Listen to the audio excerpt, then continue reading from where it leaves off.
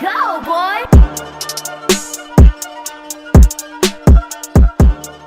Welcome, ladies and gentlemen, to another movie review. This is CJ and DJ Suit here, and we're talking about Venom, Let There Be Carnage. And Carnage, let there be indeed.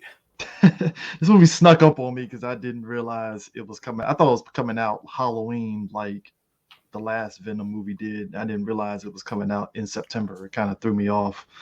Well, it actually comes out the same month. It comes out October 1st. Yeah, but last year when it came out, the last Venom movie came out, it came out closer to Halloween than this. Yeah, but like I said, it's still the same month. I know, but it just, the last one, it felt, since it was way closer to Halloween, it kind of felt more timely. It's just, it feels, since we've seen it early and stuff, it feels early for some weird reason. But anyways, this is the sequel to the first Venom film. It takes place 1 year after the first film, and it's directed by Andy Serkis. You know him as Claw from the Black Panther movie and the Avengers film, and Smeagol and stuff. I believe this is his first movie that he directed, or it might have been the second one. So Mr. Ulysses S. Claw is he directed this. Yes, he is right. I thought when I he did Breathe. Yeah, he did Breathe, and then so this is his third movie. I thought when I saw his name show up, I was like, wait, Andy Serkis directed this? I thought he was the motion capture for Carnage. That's why I thought that's why they brought him in and stuff. And it's like, oh, he's a director. Okay. I said, okay, all right, okay, movie. Let's go. This movie, so Sue seemed to believe that I hated this movie. I don't really hate the movie. I'm listening. I am in the same boat as I was with the first film, where it's a competent movie. It reminds me the same as like the early 2000s comic book movies, where they get in and out and they tell the story. And again, it's competent. Because I think Venom and Eddie, they were done very well, especially Carnage. With Woody Harrelson playing Cletus Cassidy as this psychopathic killer. Which, to be honest, you don't really have to do any deep dive on that character. It's pretty straightforward. He's a fucking serial killer. Like, nothing more to it than that. But I think for me though, because it reminds me of the early 2000 comic book films, there's a lot of stuff that feels very throwaway and it feels rushed, for better or worse. Like, even though it's 90 minutes and it gets in and out, it feels like things got rushed to a degree too as well. So it's like a gift and a curse with the 90-minute runtime. So like by the time we got to the end, it's like, all right, it's slightly better than the first movie just from a plotting reasoning, because they didn't have to really do much legwork for your antagonist and stuff. It's just everything else is like, all right, fine, whatever. All right, can I interject for that, for that one? All right. See, you say that you felt some sort of weight about the 90-minute runtime and parts of it feeling like that they rushed it. Okay, I see where you're coming from. My opinion, I disagree. I felt like you told everything that needed to be told in a 90-minute runtime without wasting the audience's time. There wasn't any pointless jokes that had to be thrown in there. There wasn't any awkward pacing or anything like that. I felt the movie was properly paced. It was, this is a 90-minute comic book movie, which, how many of those even exist? It seems. I ain't saying it needs to be 2 hours. Let me be clear. I'm not saying it needs to be 2 hours, but maybe an extra 15 minutes probably would have helped it a little bit. And still, the fact that this movie did it in under 2 hours is, to me, is amazing. Because most of the time in these big movies, especially these comic book movies, every time a comic book movie comes out, 2 hours seems to be the standard, the minimum. Which is fine, because you give enough time to do that. It really boils down to, okay, are you going to squander the shit, or are you actually going to make use of that 2 hours? Anything past that, it's like, all right, now you just wasting my fucking time. But for them to take this movie and go about it in this way, I felt did the movie justice. To me, it was fine. How much more? Well, I won't say how much more, but you could do a lot with Venom. But sometimes less is more. Doing it in less time is good enough. Yeah, I mean, because I think for me, I think why I say it's better than the first film is that I think I felt the first film dropped the ball because you gave us all these symbiotes and then you squandered them and didn't do shit with them. So it kind of irked me a little bit because in this film you have it's like the potential of having you could have gave us a mini Maximum Carnage and we didn't get that. I think that's why I'm feeling some way because it's like all the symbiotes are pretty much dead at this stage. Well, God, wow, I don't want to spoil it. God damn it. But yeah, the symbiotes in the Got first some movie. editing to do No, there, no, sir. no, no, no, no, no, no. Actually, no, no, no, no, no, no, no, no. I'm thinking of the first film with all the symbiotes being dead because all the symbiotes in the first film is done.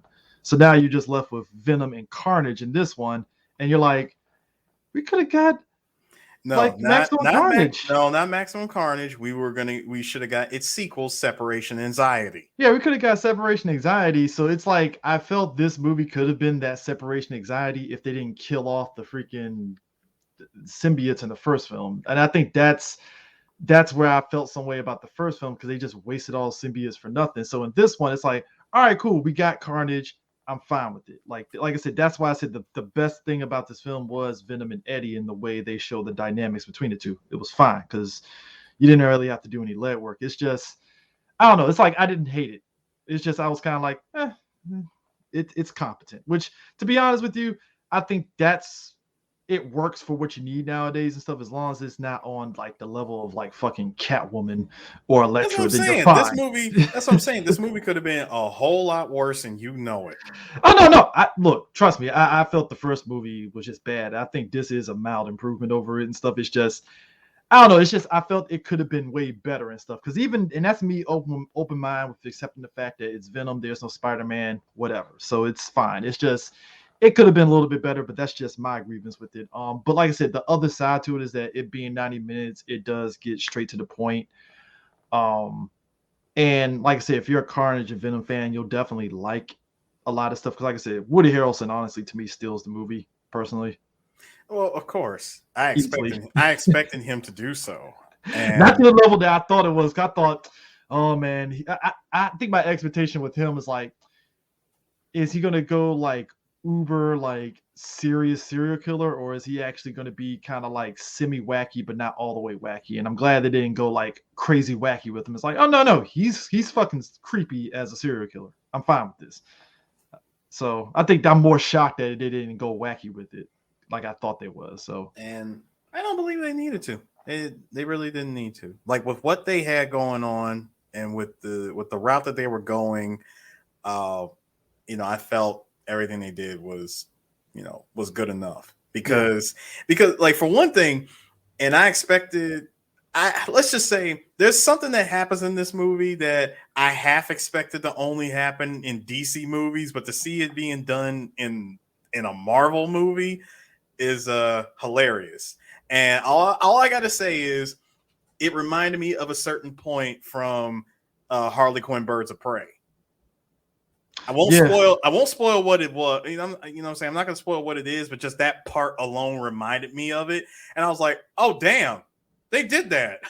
Okay. Yeah, I mean, like I said, they did a pretty good job of adapting like Shriek and Carnage in terms of their dynamics. Because in the comics, they are definitely like a group and stuff to a degree. So Yeah. it makes sense of them teaming up, which I think was great. Because I kind of was like, how are they going to do Shriek? And I'm like, oh, okay, cool. And Naomi Harris does a pretty good job as Shriek and such. Yeah, like I said, the dynamic between Eddie Brock and Venom is more or less the same as the first film, and stuff. It's typical Eddie and Venom. I don't know. This is I'm wrapping my head around the fact that this is definitely a different interpretation of Eddie and Venom. So it's like it works and stuff. I don't know. It's like I like the dynamic that they're going for and stuff, but it's one of those like can we like ease up a little bit on the slapstick just a little bit. I mean, I see where you're coming from. I'm all for the classics. I'm all for all of that stuff. But seeing this interpretation of Eddie and Venom's dynamic, I'm with you. Again, I'm with you. They could dial it back just a tad on the that's all I said, slapstick. just a tad. I'm fine with the dynamics of them kind of like going back and forth. That works. but they're back and forth, and I'm gonna say this and keep it a stack.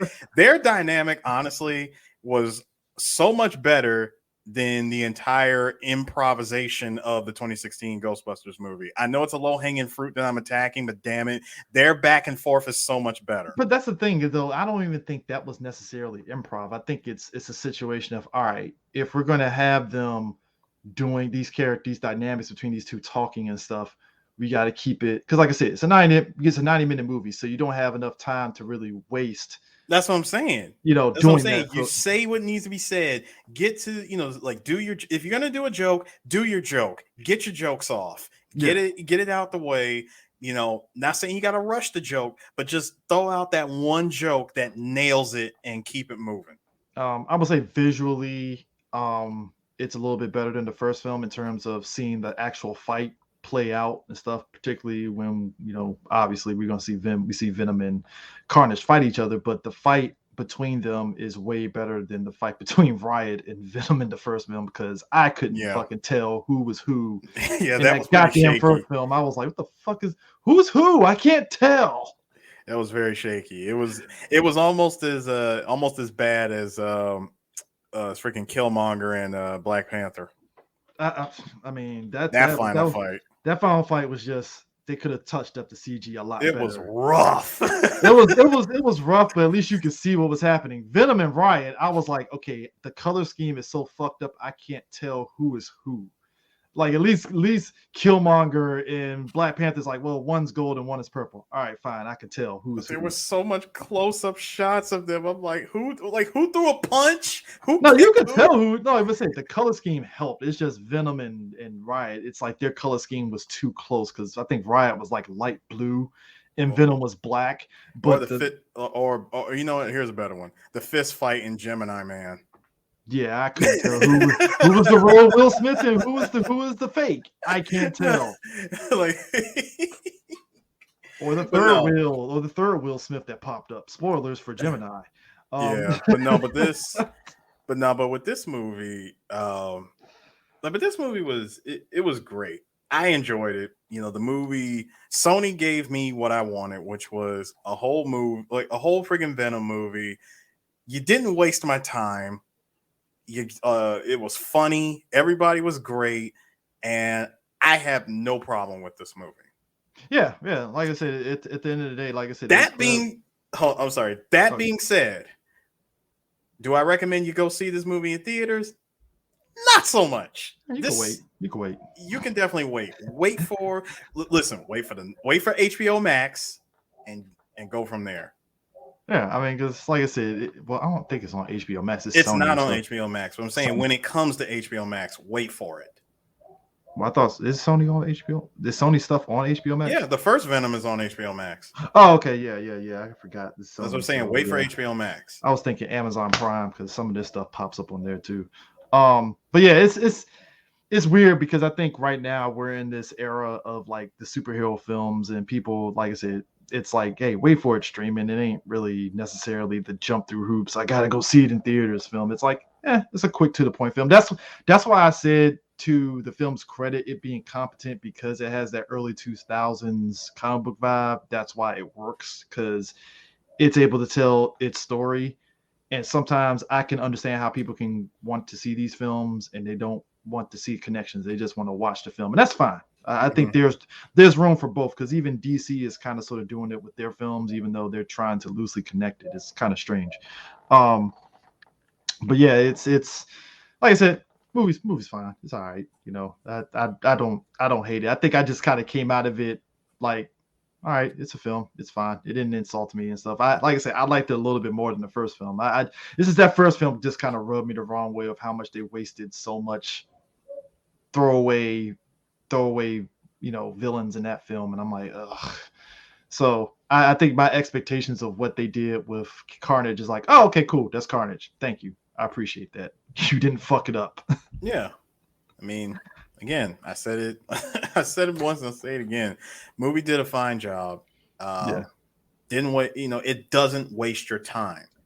Like I said, 90 minutes. As a matter of fact, if you want to watch a decent comic book movie that gets to the point and you know, it's not like, put it this way, you can get out of the movie and it's still daylight outside. There you go. Yeah. So but yeah, that's it. Like I said, if you choose to see it this weekend, hey, sure, go see it and stuff. I wouldn't say it's a rush to go check it out. But I mean, if you do go see it, it's a quick 90-minute watch, and it's in and out, and whatever you feel about it, you'll probably come out of it like, all right, cool. So it definitely, I will say, it's definitely not the most horrible fucking movie in existence. No, it's not. Like I said, it's not a Catwoman, it's not an Elektra. It's actually very competently made and stuff. So if anything, you'll be like me, where you'll probably nitpick certain things like, I wish they tighten it up on this, and and stuff. And I think that's the core for me. It's like, if they tighten it up on certain things and stuff, it would have really put that movie like, oh shit, you gotta go check this out, must see. So, but I mean, that's any of these type of movies, if we want to be real. So but yeah, that is it. So we will catch you guys later. Peace Peace out.